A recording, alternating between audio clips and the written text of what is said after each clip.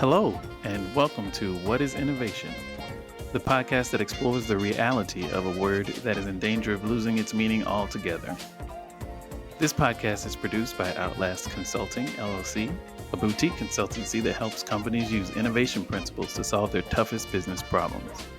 I'm your host, Jared Simmons, and I'm so excited to have Geneva Pritchard. Relationship building is at the center of everything Geneva does. Her devotion to connecting real people to real solutions has been the heartbeat of her work for her entire career. Having worked for large NGOs and grassroots organizations for nearly 20 years, Geneva knows the subtle landscapes of both. In her current role as the Executive Director of Move92, Geneva curates relationships between grantmakers, donors, and grassroots organizations around the world in a way that is rooted in the core philosophies of trust-based philanthropy. Geneva holds a degree in international studies from Seattle University and a master's in public health from Thammasat University in Bangkok. When she isn't on Zoom calls with extraordinary grassroots leaders around the world, you'll find her training for a wild adventure race on the trails of Christchurch, New Zealand, or adventuring with her husband and 4- and 6-year-old daughters. Geneva, I am so excited about this conversation, and I'm just really looking forward to learning more about what you do. And thank you so much for agreeing to join us from halfway around the world. Yeah, thanks for having me, Jared. I'm excited too. All right. Well, why don't we just dive right in? What, in your mind, is innovation? So this was a really exciting question for me to have a think about, especially because Move92 is really pushing a paradigm shift. So I'm excited to answer this question. Innovation is the courage to question systems that appear to be working and the willingness to suggest, develop, or implement alternatives. So innovation is daring to say, is this really working? Mm-hmm. Tell me more about that. So why does that require courage? What makes that a courageous act, asking that question? Well, I think in the philanthropy space in particular, philanthropy and international development, there's a sense of altruism. So if you're in the not-for-profit sector or in philanthropy or in development work, you're in it because you want to make a difference. Right. You're the one that is sharing your wealth from the philanthropy side, or whether you're the one working for the aid organization, you have been drawn to this space because of a naturally altruistic nature. So there's a different vulnerability of questioning, is this working? Right. Because it's sensitive. It's people have a lot of identity wrapped up in this sector. It's different than questioning, is business working or is politics working? People can kind of get on board to be like, yeah, no, this isn't working. Let's change it. Right. But in this space, it takes a lot of courage to stand up and say, is this working? Well said. Well said. I love your definition for a number of reasons, but that was the part I really wanted to hear more about in particular, because you articulated it perfectly in a space where you were always working so close to the bone, so close to the core of who you are. That does become a sensitive thing to ask that type of question. So I can imagine asking the question is not always an option or the right thing to do. So there has to be a way you sort of provoke the thought, right? So how have you gone about kind of provoking the thought in this space? A couple examples come to mind kind of in my own career development. The first is when I was quite young, I had an internship with a large aid organization down in Nicaragua. I was 20 and I lived down there for 3.5 months. Wow. And I remember the country director was from the US. He didn't speak Spanish very well. He would sit in his office and put his feet up on the desk and smoke cigars and drive the big white Land Cruiser. So in the office setting, I was like, wow, this is really strange. And then we would hop on our motorbikes and go way out into the communities. And that's where the magic was happening. So after those 3.5 months, I went back to my university in Seattle and I was talking to a professor saying, hey, that was a really weird vibe with kind of the head office having this Western head that was making a lot of money. And then you go to the communities and that's where the solutions are happening. And essentially at that time, this woman was like, ooh, yes. You've seen the light. Right. And this woman she's been my mentor for 20 years and she's the co-founder of Move92. So wow. That was my first pivot in international development of saying, what's going on here? And if you fast forward about 12 years later, I was working for a very well-loved and cherished organization in Australia. And I traveled to Nepal to do some site visits on diabetic retinopathy and toured about half a dozen villages, and they were doing astounding work. They were really reaching marginalized populations. They were screening and triaging and providing opportunities for women to have childcare so they could come in and get screened. And it was really phenomenal what they were doing to capture the communities that they needed to assess their eye health. Right. Went back to the head office in Sydney and I said, they're doing it. It's working. You know, they've really innovated ways to ensure they're scanning eyes and triaging people that need it. And at the head office, it was like, no, they're not doing it because we're not done developing the program that we will then give to them to implement. And I said, no, they're doing it. Right. I saw this. Yeah. They're doing a great job. It's happening. Right.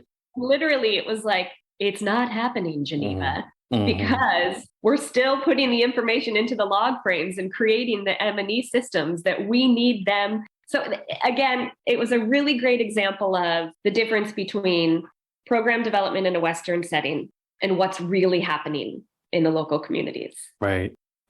It's a perfect example of the prompting of the thought versus having to ask the question. What you saw, what you experienced prompted the thought.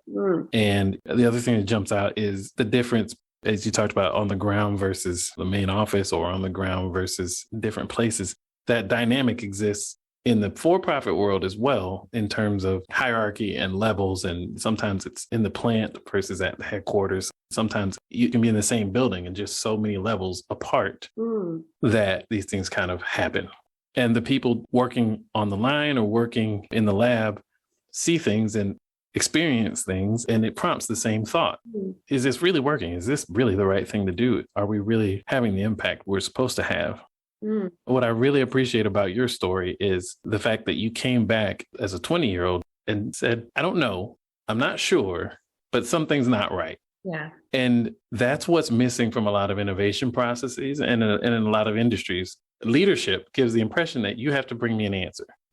You have to bring me a fully cooked thought. You have to bring me things on a slide that look good. Yeah. And I think that's what keeps a lot of the insight you had in Nicaragua, keeps a lot of those things from getting to where they can really become innovation and really start to change industries and change things the way, you expressing that incomplete thought led to Move92, essentially. I mean, the relationship grew from that, and co-founding this organization. So I think that really, to me, an important point in the story you shared is just how going from I wonder, or I think, or here's what I'm seeing, this doesn't quite make sense. Bringing that back and letting a mentor or a leader or someone help you kind of form that into something that drives impact. And I think the Australia situation in particular really clarified something for me that is one of the core values now of Move92, which is a lot of aid organizations do indeed work with local organizations. But the question is, when? What point in the spectrum are they involving the local organizations? So that Australian one was doing all of the program design and development and M&E in the head office, all through a Western lens, and then working with the local organization as an implementing partner. Almost like a last mile. Like a last mile. Yeah. Almost like a token relationship. Yeah. But they can still say in their marketing and to the people that they're fundraising with, we work with local organizations. Right. Now with Move92 and really anyone else that's involved in this style of trust-based philanthropy, we say, okay, let's bring a local leader in at the very beginning. We are all at the table as equals. We are going to, the best we can, address centuries-old power dynamics between the funder and the local organization. Another thing with Move92, you'll hear me using different words. We are really trying to change some of the words that we use to describe philanthropy and international development. So very much getting away from words like charity and give and help, and move to words like grant maker, relationship-based partnerships. I like that a lot. That's fantastic. So with Move92, we say the grant maker otherwise known as the philanthropist. Mhm. The grant maker gets to decide where the money goes. If the grant maker has a passion for girls and women's leadership or maternal and child health or tech or agriculture, we help curate relationships with local organizations around the world. So the grant maker really gets to be the decision maker on where the money goes. And then it shifts, and the local organization gets to decide how that money is spent from the very beginning. Interesting. So it is locally led solutions. The way we communicate these grants with our local organizations is if you were to be given a $10,000 flexible, unrestricted grant, how could you use that in a way that would be very innovative and effective for your community? What are the things that you have trouble getting funding for? What are the wild ideas? And it's always really exciting to see kind of this look, local leaders' eyes of, wow, no one's ever asked me that. Yes, I was just thinking. Okay, you are implicitly trusting that I know the creative problem solvings and solutions to the unique needs of my community, which seems very obvious that that's where the solutions would live. But in the traditional aid space, that isn't nourished. Right. And to me, that feels like the nugget, and you tell me, but that feels like the nugget of what makes this an innovative sort of approach. The entire Move92 trust-based philanthropy driven kind of approach. I really like the separation of the grant maker determining where and the folks with the local experience and expertise determining how. And it feels like a very clean model, very clean approach. Everybody's operating in their domain. It's your money. Use it wherever you want, right? I care about this. And so here's some money. Yes, it almost puts Move92 in the position of creating trust-based relationships where the grant maker now says, I trust that you will figure out how to use this effectively and efficiently. And the local folks are saying, I trust that you will allow me to execute my how. Because I think people on the international development stage have been making promises for centuries. And they are often not fulfilled. So I think that is a big thing if you are able to engender the level of trust for people to really kind of lean in and do that thinking and bring you the ideas without kind of this skepticism that why should I even bother? And what we're finding is there's a vulnerability in trust. And we like to say really any act of philanthropy is an act of trust. So if you give your money to the Red Cross or Save the Children, you are trusting that they are going to do the right thing, but there's a brand awareness that you actually are trusting the Red Cross. So we take it a step further of we're going to put a face behind this, and you're going to be trusting a local leader that has come up with solutions to the unique needs of their community. And what's interesting is we find there's a bit of like like, how am I supposed to trust this? And it is such a beautiful journey that we get to bring these grant makers on because we don't look down on that moment of hesitation. It's part of the process. And for us, it's just like fireworks when you get to introduce the grant maker to the local leader and then you see the grant maker go, oh my gosh, wow. I wish I would have known that this was available earlier. I wish I would have known that I could have funded in this way. Right. Talk to me a bit about curation. So I could imagine there's some curation on both ends of the process. How do you approach that? Well, if we have a new grant maker, we begin with the relationship building with them by saying, what are your philanthropic dreams? Do you have a region you're interested in or a specific topic? And once we have a clear idea of that, there are two options. One is to curate relationships with the existing organizations in our network. We've just funded 3 new ones just this week. Oh, nice. So our numbers actually are growing by the week. Congratulations. So the two options are curating a relationship with our existing network of local organizations that we have already been granting. So the trust is there, the relationships are there. The other option is if this grant maker says, well, I want to work with refugees and asylum seekers experiencing homelessness in Athens, Greece. And I'll say, well, our team hasn't had experience in that before. Give us some time. We have 2 parts of the process. One, we activate our networks.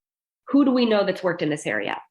And from there, we build trust bridges. Well, I trust my network and my network trusts their network. And we use that method all the way until we find some local organizations. And then we do a lot of due diligence on figuring out how they're working in the community. And then we curate the relationship that way. Now, that Athens, Greece one is a real story. Oh. A Christchurch-based grant maker that said that exact thing to me. Wow. Fast forward 2.5 years, and she is now funding the core operating costs for an organization in Athens that is providing emergency housing for asylum seekers and refugees. Not only that, she's flying there in 2 weeks to meet the team. That's a really cool story, and a story you don't hear in other sort of philanthropic models. That's really exciting, and I'm sure very gratifying for her, and really a neat just kind of experience to offer someone beyond the philanthropic aspect of things, the grant maker and the local leader kind of setup, but just the human aspect of it for a person to say, you know what, I'd like to be able to help these people. And then 2 years later, be on a plane to meet real people doing the actual work exactly where you wanted to do it. You know, that's really cool. Exactly. This is really just kind of a fascinating space to me in terms of the fact that you never really know what's coming around the bend. You never know what a grant maker is going to want to support. You can never really probably fully know who's on the ground doing what in every area of need across the world. I can imagine that there'd be a fair amount of research and just kind of getting smart and staying smart about who's who and what's what in the various parts of the world. Yeah, exactly. I love that you picked up on that because we talk a lot about how we're building the road as we're walking on it. Yeah, I imagine so. And we have a strategy, but it's very agile. And a lot of our growth has come in ways that were very unexpected. And if we didn't remain light on our feet, we couldn't grow in all of these ways. So there are certain elements of Move92 that permeate all of the spaces that we're in. Trust, agility, authenticity, and trusting your instincts. As a team, those are our core values. And that's how we work well together. And that's how we work well in the spaces of working with grant makers and working with local leaders. But like you said, we recently had a grant maker interested in women's empowerment in Syria. And so we're doing that work now, which is far more complicated than some of the other work that we've done. We recently built a whole philanthropy system within a venture capital firm in Singapore. And they're now funding women's empowerment in Sri Lanka. Yesterday, I spoke with a group of hairstylists in a suburb of Christchurch because this hair salon that's very successful is now building philanthropy in to support the asylum seekers in Greece. So it's philanthropy in unexpected spaces. That's really cool. Yeah.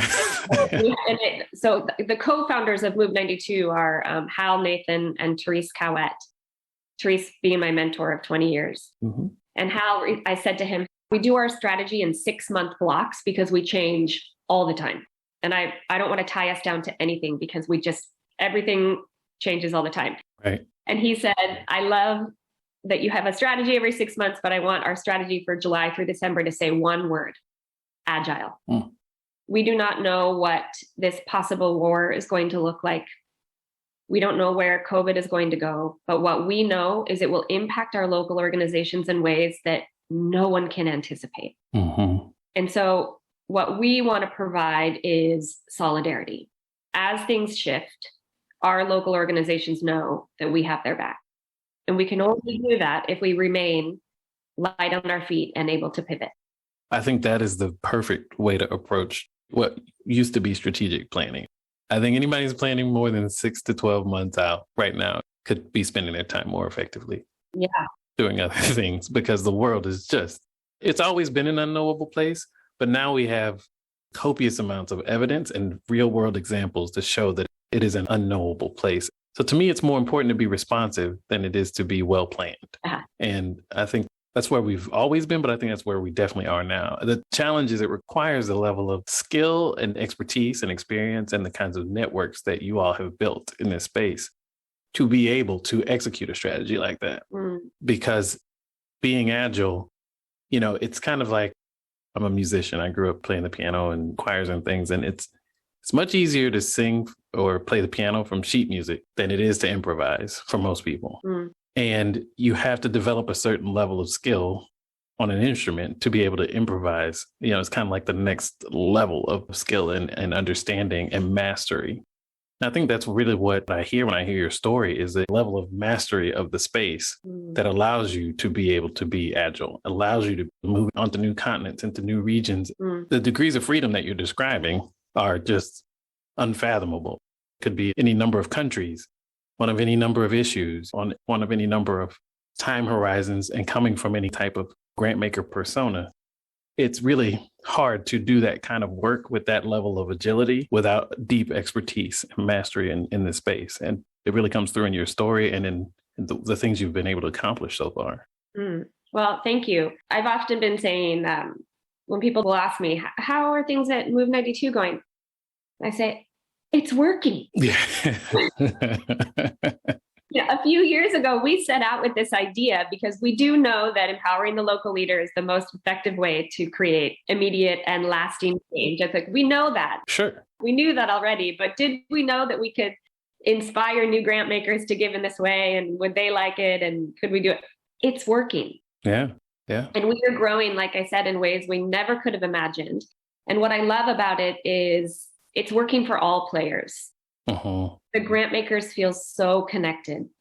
I'm hearing things like, I wish I would have been introduced to this earlier. I thought I was empowering local leaders all along. This is the way I've always wanted to share my wealth.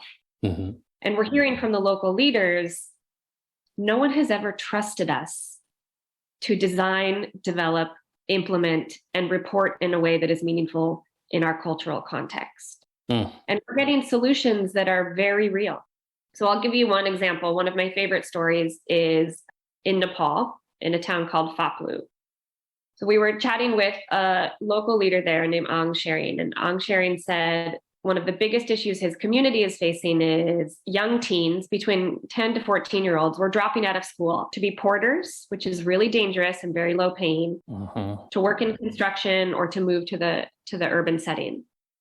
So if I ask you, Jared, what would you think would be some solutions to help kids that age stay in school if that was the biggest issue in your community? Yeah, I have no idea. I would imagine there's no wrong answer, but like off the top of your head, traditional answers would be support the family in some way financially, make it easier to go to school, and offer some sorts of incentives or programs to make going to school a viable financial situation somehow. I don't know. Well, you're in the innovation space, so of course you're going to come up with good ideas.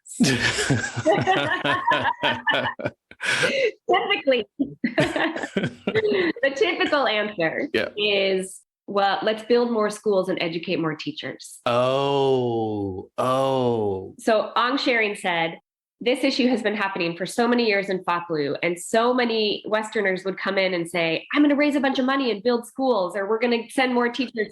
And he said, we have so many schools, we have so many teachers. Because they're assuming they're not going because it's a capacity problem. Right. But it's constantly kind of putting on that Western lens hat. Okay, the kids are dropping out of school. We should get more school supplies, or we should educate more teachers. So Ang Sharing said, please, no more teachers, no more physical structures. That's not the issue. And he said that his dream was to build a mountain bike pump track in the center of the village. And this would serve a few purposes. One is to introduce a new sport that could introduce new modes of tourism for the region. So kids wouldn't just have to become porters. They could be mountain bikers, which could be on the lower slopes in the Everest region. Yep. And the other is the kids can only participate in the pump track if they go to school. That's brilliant. Elegant. It took us a while to get to that space with him. Yeah. Because I also loved to mountain bike. I was like, yeah, cool, mountain biking. Sweet. We'll talk about that later. I'll send you some photos of my mountain biking. And he kept bringing it up. And then it clicked. Oh my gosh, Geneva, listen to the local leader. Yeah. He has the solutions for his community. And he's telling you. So we partnered up with the Himalayan Trust here in New Zealand, which was started by Sir Edmund Hillary. Yeah. I'm sure you know who that is. Oh, yeah. His family still runs that trust here in New Zealand. And we put a collaborative grant in. We put matching funds and sent it to Ang Sharing, who built the pump track. He said every single child from the school goes to the pump track nearly every day, that they had to start doing time slots because it was so full. And Move92, a big part of what we do is girls and women's leadership and empowerment. Mm-hmm. Now, we have a very wide gender lens. So our programs don't need to be totally run by women or totally for girls and women. Got it. But what we always want to do is bring it into the conversation. Mm-hmm. How is this project going to have a girls and women's leadership component to it? How is it part of the conversation? And what was really cool in this project in particular is on sharing initially with the mountain bike idea, it was just an idea. It didn't have a gender component to it. We said, well, how are you going to make sure that girls feel comfortable coming to this pump track?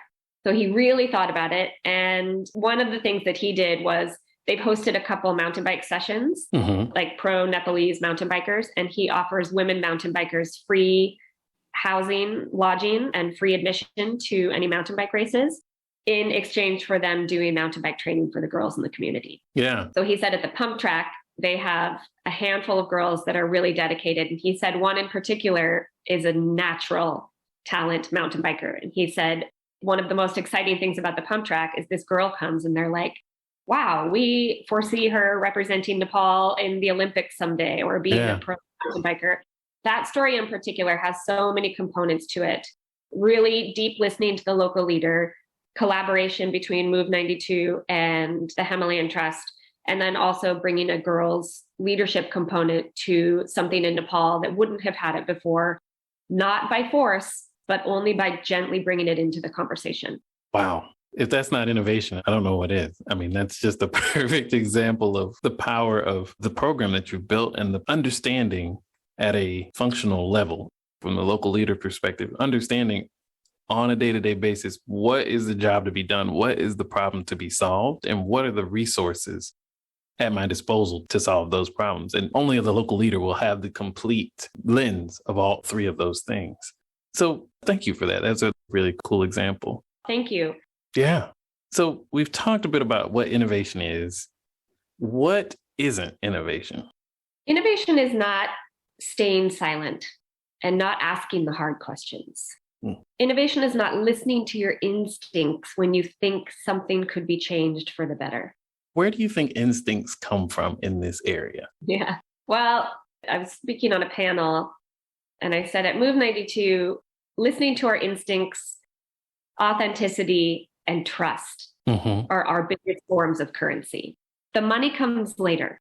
The money is important, right, that we're exchanging money between the grant makers and the local leaders. But we get there by trusting our instincts, being authentic as humans, and building real trust. So the instincts part is huge. And it's a lost art. And I think in most sectors, whether it's business, politics, philanthropy, medicine, trusting your gut is not something you get to bring to the board table. Right. It should be, because it's real. Yeah, it is real. And I think it's really core to innovation. I think you're right. I think when you walk away from something that feels instinctive, I think you're walking away from innovation. I don't think you can do something innovative going against your gut, your instincts. If you've been in a space long enough to have a gut feeling in that space, I think anything that goes against that is likely not going to be an innovative or forward moving kind of solution. I always wonder that, like, where does this come from? What are instincts and how do we build them? I know we have survival instincts, but how do we develop? I mean, you have great instincts in the trust-based philanthropy space. To me, it almost feels like that some parts of it are part of your skill set and your natural strengths as a person. But I feel like a lot of it comes from experience. And I just don't know where else it could come from. Do you think it's important to have experience in the space to really be able to operate that way? Well, yes and no. Because if you think back to the first story I told when I was 20 and in Nicaragua, those were my instincts. Sure. Yeah. But I think that there's a second component, which is the courage to listen to your instincts. They probably come earlier than we think. I think you're right. Then really, if you think about the way instincts are refined and supported by your experience and maybe honed a bit. But you're right. That story is a perfect example of You don't really have to be an expert in the space to be able to say something's not right. The expertise takes that instinctive something's not right and turns it into, here's what we should do differently. Yeah. I think it comes easier as you get more experienced, you're a bit older, where when I was 20, I was terrified to tell that story. And now I'm like, no, that didn't feel right. Exactly. I love that. Thank you for all these really vivid stories of the instinctive sort of observational side of innovation, the procedural process-driven side of innovation, seeing where the breakdowns are, and how your approach is kind of bridging those gaps and trying to right some of the wrongs in that space as the processes and approaches, and also the view of how innovation happens from the ground up and how those things can come to life just from the insights and knowledge and expertise and experience of a single person and a single point of view around a problem. Do you have any advice for innovators? I think I've kind of hammered in on this already, but what I had written down for the answer of this question is my advice for current and future innovators is give yourself permission to trust your instincts. As you're building your career, you don't have to conform in order to succeed. Give yourself permission to be wild and to stand out. Early in my career, one of my mentors gave me advice that has shifted everything for me to this day.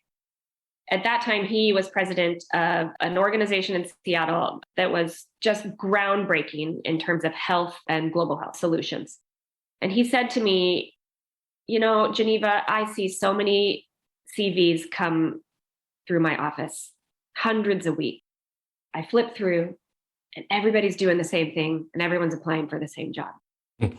Do something that makes someone like me stop and say, wow, she did this differently. So a couple of years later, that is what gave me the courage to do my graduate degree in Bangkok, rather than applying for kind of all the traditional MPH programs in the US, which is what I was doing before. And that advice, I use it all of the time in my professional life. It is okay to come at this from a different angle. It's okay to be different and to stand out and to speak up. Oh, that's fantastic. Thank you so much for sharing that. I think I get more out of the advice portion of these episodes than the audience probably. I really appreciate that. Thank you for sharing. And thanks for your time overall. I appreciate you joining us again from New Zealand and appreciate you being able to help other people see through the lens of innovation in this trust-based philanthropy environment. And it's really core to what we were trying to do with this podcast. And I thank you for giving us an opportunity to showcase yet another lens on what innovation looks like in a space that needs it and thrives on it. Yeah, thank you. This has been really fun. I've enjoyed it. All right. Well, we'll have to do it again sometime. You keep creating more great examples and we'll have you back to tell more stories. Yeah, we'd love that. I would really love that. We have no shortage of stories. I could tell you stories all day about how and why this is working. I bet. Thanks again for the time and we'll talk soon. Great. Thanks, Jared. All right. Take care.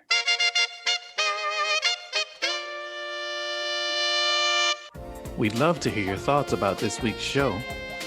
You can drop us a line on Twitter at Outlast LLC, OUTLAST LLC, or follow us on LinkedIn where we're Outlast Consulting. Until next time, keep innovating, whatever that means.